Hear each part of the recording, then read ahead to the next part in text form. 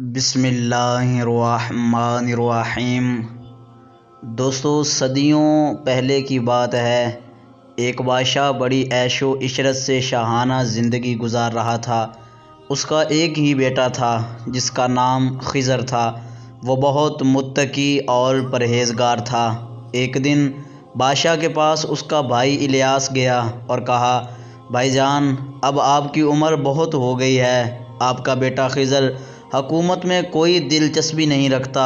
آپ خضر کی شادی کروا دیں تاکہ اس کی اولاد میں سے کوئی آپ کا جانشین بن کر تخت شاہی سنبھال لے اور اس طرح حکومت ہمارے ہی خاندان میں رہے۔ بھائی کی بات بادشاہ کو پسند آئی۔ اس نے اپنے بیٹے کو بلا کر کہا، بیٹا، تم شادی کر لو۔ شہزادے نے انکار کیا تو بادشاہ نے کہا، تمہیں شادی ضرور کرنا پڑے گی۔ سعادت مند بیٹے نے جب باپ کا اصرار دیکھا تو شادی کے لیے تیار ہو گیا۔ بادشاہ نے دوشیزہ سے اس کی شادی کر دی۔ شہزادہ اپنی رفیقہ حیات کے پاس گیا اور کہا، مجھے عورتوں میں کوئی رغبت نہیں۔ اگر تم چاہو تو میرے ساتھ رہو اور اللہ کی عبادت کرو۔ تمہارا نان نفقہ شاہی خزانے سے ادا کیا جائے گا، لیکن ہمارے درمیان ازواجی تعلق قائم نہ ہو سکے گا۔ اگر اس بات پر راضی ہو تو تم میرے ساتھ رہو، اور اگر چاہو تو میں تمہیں طلاق دے دیتا ہوں۔ سعادت مند بیوی نے کہا، میرے سرتاج، آپ سے دوری مجھے گوارا نہیں۔ میں آپ کے ساتھ رہ کر اللہ کی عبادت کروں گی۔ شہزادے نے کہا، اگر یہی بات ہے تو میرا راز کسی پر ظاہر نہ کرنا۔ اگر تو میرا راز چھپائے گی تو اللہ تعالیٰ تجھے اپنے حفظ و امان میں رکھے گا۔ اگر میرا راز فاش کرے گی تو اللہ تعالیٰ تجھے ہلاکت میں مبتلا کرے گا۔ اس عورت نے یقین دہانی کرائی کہ میں یہ راز پوشیدہ رکھوں گی۔ چنانچہ دونوں میاں بیوی دن رات اللہ کی عبادت میں مشغول رہنے لگے۔ 1 سال گزرنے کے باوجود ان کے یہاں اولاد نہ ہوئی تو بادشاہ نے اپنی بہو کو بلایا اور کہا کہ میرا بیٹا بالکل نوجوان ہے، تم بھی جوان ہو، پھر بھی تمہارے ہاں اولاد کیوں نہ ہوئی؟ سعادت مند اور وفا شعار بیوی نے کہا، اولاد اللہ کے حکم سے ہوتی ہے، جب وہ چاہے گا اولاد عطا فرما دے گا۔ پھر بادشاہ نے اپنے بیٹے خضر کو بلایا اور کہا، 1 سال گزرنے کے باوجود تمہارے ہاں اولاد کیوں نہ ہوئی؟ تو بیٹے نے کہا کہ اولاد حکم خداوندی سے ہوتی ہے، جب وہ چاہے گا عطا فرما دے گا۔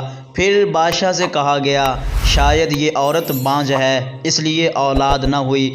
آپ شہزادے کی شادی کسی ایسی عورت سے کرائیں جو بانجھ نہ ہو اور اس کے ہاں اولاد ہو چکی ہو۔ بادشاہ نے شہزادے کو بلایا اور حکم دیا کہ اپنی بیوی کو طلاق دے دو۔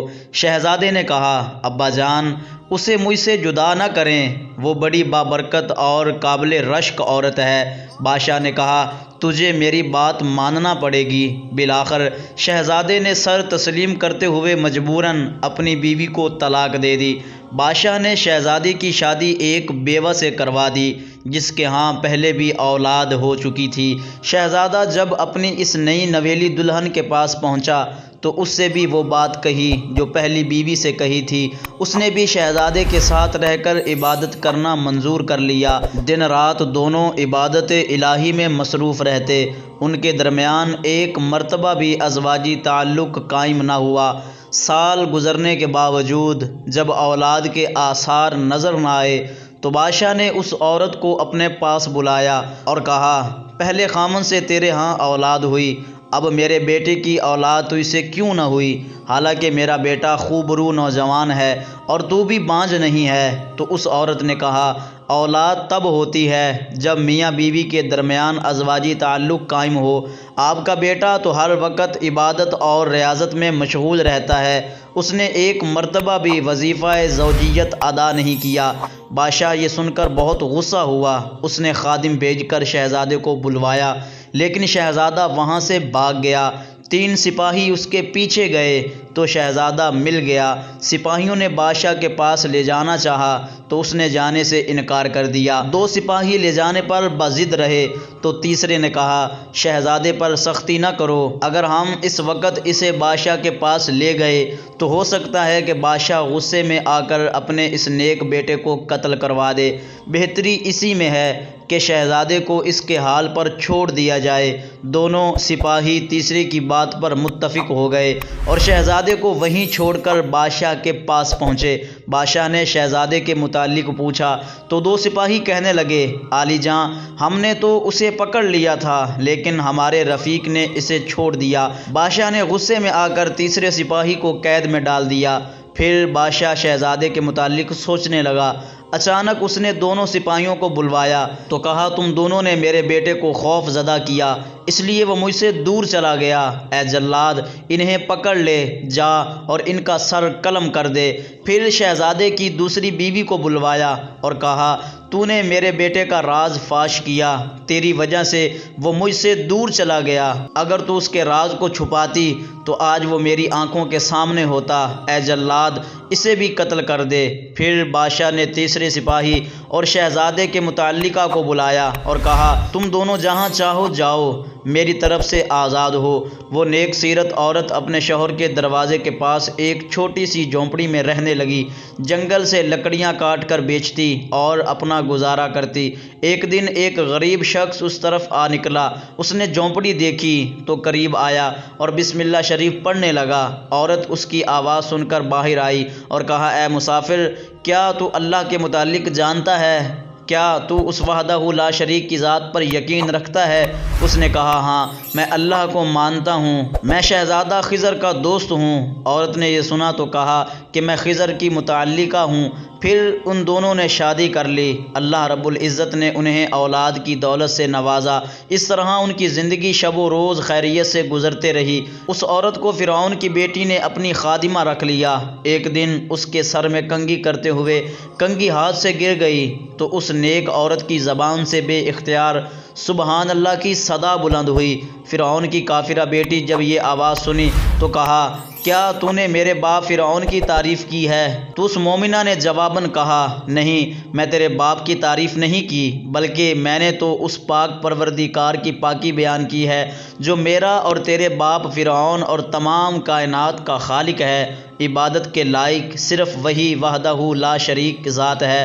اس مومنہ کی ایمان بری گفتگو سن کر فرعون کی بیٹی نے کہا میں تمہارے بارے میں اپنے والد کو بتاؤں گی کہ تم اسے خدا نہیں مانتی۔ عورت نے کہا بے شک تم بتا دو۔ فرعون کی بیٹی نے اپنے باپ کو بتایا تو اس نے اس نیک سیرت مومنہ کو اپنے پاس بلایا اور کہا ہم نے سنا ہے کہ تو ہمارے علاوہ کسی اور کو خدا مانتی ہے، تیری سلامتی اسی میں ہے کہ تو اس نئے مذہب کو چھوڑ کر ہماری عبادت کر اور ہمیں خدا مان، ورنہ تجھے دردناک سزا دی جائے گی۔ عورت نے کہا جو چاہو کرو، میں کبھی بھی شرک کی طرف نہیں جاؤں گی۔ فرعون نے جب ایک ایماندار اور نیک سیرت عورت کی ایمان افروز گفتگو سنی تو بہت غضبناک ہوا اور تانبے کی دیگ میں تیل گرم کرنے کا حکم دیا۔ جب تیل خوب کھولنے لگا تو اس کے بچے کو ابلتے ہوئے تیل میں ڈال دیا۔ کچھ ہی دیر بعد بچے کی ہڈیاں تیل پر تیرنے لگی۔ ظالم فرعون نے عورت سے کہا کیا تو مجھے خدا مانتی ہے؟ اس نے کہا ہرگز نہیں، میرا خدا وہی ہے جو تمام جہانوں کا خالق اور مالک ہے۔ فرعون نے اس کا دوسرا لڑکا منگوایا اور ابلتے ہوئے دیگ میں ڈال دیا۔ پھر اس عورت کو شرک کی دعوت دی، اس نے پھر صاف انکار کر دیا۔ فرعون نے اس کے ایک اور بچے کو تیل میں ڈال دیا۔ اسی طرح اس باہمت صافرہ شاکرہ عورت کے تمام بچوں کو ابلتے ہوئے تیل میں ڈال دیا، لیکن اس نے اپنا ایمان نہ چھوڑا۔ ظالم فرعون نے حکم دیا کہ اسے بھی اس کے بچوں کی طرح تیل میں ڈال دو۔ سپاہی جب اسے لے جانے لگے تو فرعون نے کہا اگر کوئی تمہاری آرزو ہے تو بتاؤ۔ اس عورت نے کہا ہاں، میری ایک خواہش ہے، اگر ہو سکے تو یہ کرنا کہ جب مجھے تیل کی ابلتی ہوئی دیگ میں ڈال دیا جائے اور میرا سارا گوشت جل جائے تو اس دیگ کو شہر کے ایک دروازے پر بھجوا دینا۔ وہاں میری ایک جھونپڑی ہے، دیگ اس میں رکھوا کر جھونپڑی گرا دینا تاکہ ہمارا گھر ہی ہمارے لیے قبرستان بن جائے۔ فرعون نے کہا ٹھیک ہے، تمہاری اس خواہش کو پورا کرنا ہمارے ذمے میں ہے۔ پھر اس جرات مند مومنہ کو ابلتے ہوئے تیل میں ڈال دیا گیا۔ کچھ ہی دیر بعد اس کی ہڈیاں بھی تیل کی سطح پر تیرنے لگیں۔ سبحان اللہ! ایک ایسا پختہ ایمان تھا اس مومنہ، صابرہ اور شاکرہ عورت کا کہ اپنی آنکھوں کے سامنے اپنے جگر کے ٹکڑوں کو ایک ایک کر کے شہید ہوتا دیکھا، لیکن پھر بھی اس کے ایمان میں لغزش نہ آئی۔ خود اپنی جان دے دی لیکن ایمان کی دولت ہاتھ سے جانے نہ دی۔ دوستو امید ہے آپ کو ویڈیو پسند آئی ہوگی۔ اگر ویڈیو پسند آئی ہو تو ویڈیو کو لائک کیجئے، چینل کو سبسکرائب کیجئے اور اپنے دوستوں کے ساتھ شیئر ضرور کیجئے۔ شکریہ۔